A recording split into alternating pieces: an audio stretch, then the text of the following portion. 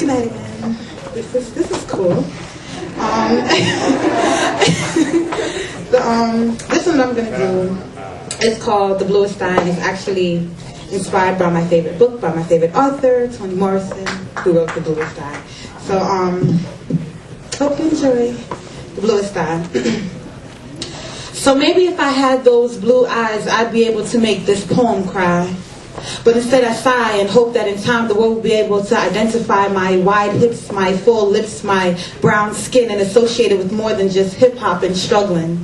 That they sincerely love not to hate it because they've technically already embraced it. Wide hips and the onion booty that made slave masters cry. Plump lips that were beautiful before Angelina Jolie made them style. Brown skin that multiple levels of radiation and tannin sessions can't provide.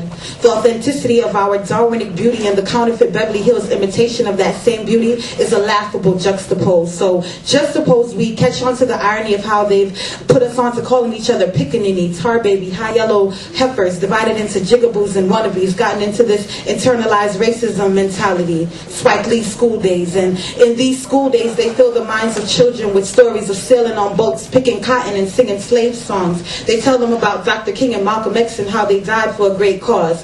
Trick these kids into believing that racism's been cleaned up, all gone. Meanwhile, Kramer's screaming, "You're a mother effing nigger," and Don Emerson and his colleagues are calling us nappy-headed hoes, saying we resemble the Toronto Raptors. And so from this chaos, I take rapture and spend endless hours in solitude to capture the words of Malcolm X on my media player over drum beats and books by Toni Morrison, hoping that she'd help me find the words to speak to my two younger brothers, trying to be the father and the mother to them that I learned to be for myself.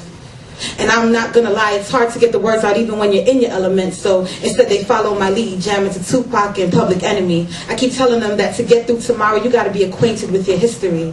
But they don't have a love for reading and writing like I do. So we go back and forth freestyling, and now he's learning the value of being educated. He'd love to know how his sister's vocabulary became so extended. So now he wants to be better than me and to know more than me, and I'm proud because he's dedicated.